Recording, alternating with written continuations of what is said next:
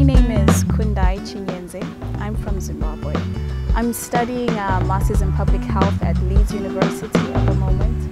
Before I came here, I was working in HIV prevention research, and that's been for the past 2 to 3 years before I came here. And before that, I was working in HIV management and treatment, and that was soon after I finished my medical school and my medical rotations. I actually lost both parents to HIV. So HIV is very much a part of my past, really. I watched both parents die from it, and it was a very unpleasant experience. And at that time, there wasn't much known about HIV. There was a lot of stigma associated with HIV. There were no drugs available for HIV. And the worst part was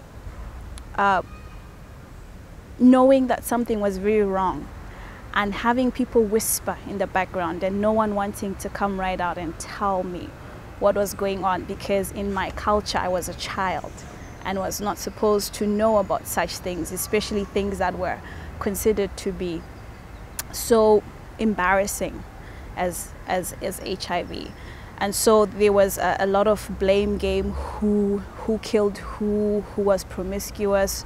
You know, it's very complicated in the African culture, and so it goes beyond just people being sick. It touches a lot of family aspects, and so that was very unpleasant at the time. And I remember watching, standing in the hospital and looking at my mother, and I'd heard someone whisper HIV, and I think I just discovered 2 days before.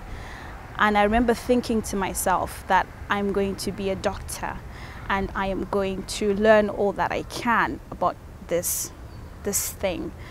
And I went through medical school, and soon after I finished, still, you know, not much had happened in terms of progress in Zimbabwe. A lot was happening elsewhere, but because of the political system and there was a lot of suppression of the disease, not wanting to acknowledge the extent of the problem.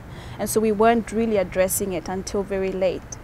And so in 2005, when antiretrovirals were introduced in Zimbabwe, I got very interested, and I started with a program. It was about 3 months old in the main hospital, and I introduced myself to them and I said I wanted to be part of it. And so that's basically how I got into it, and it's been a very interesting journey since. I would say the greatest impression that my coming here has had on me is it's been a very humbling experience.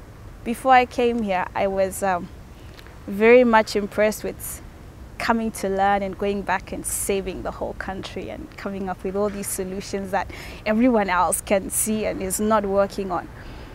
But now going into and studying some of these problems in depth, it makes you realize how very difficult it is to address some of the problems that we face. And so I've realized that when I go back, I'm really going to have to be realistic and start very small. And I think my first port of call would be to stop over by the University of Zimbabwe and try and get a job as a lecturer. Because I think at this point what we need to do is to teach young and upcoming doctors the importance of public health. I've been in medicine, and when you focus on just one patient, you lose sight of the ones that are out there that have been unable to get to you. And so you need to put a huge emphasis on public health, not just the patient you're sitting and facing, but the ones who are out there. So to put public health and make it a priority in Zimbabwe. And so I would like to go and start there. And being in an academic community, I would also like to plug into lots of research. One of the major weaknesses we have in Zimbabwe is a lack of information.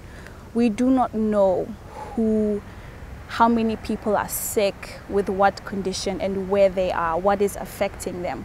We just have a sense that this is a problem, but we haven't set out to systematically measure the problems that we have.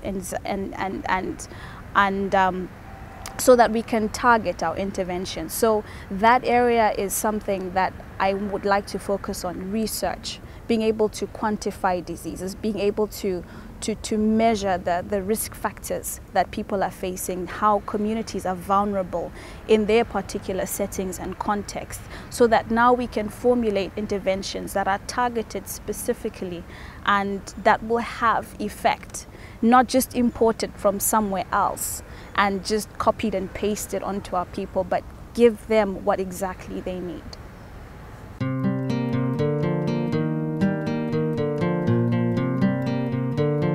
I found out about Kundai Chinyenze through a friend of mine, and she came here about a year before I came, and she studied public health, the same course that I'm studying now, and she told me about Kundai Chinyenze, and I applied, and basically that's how I knew about it. Well, they've been very helpful.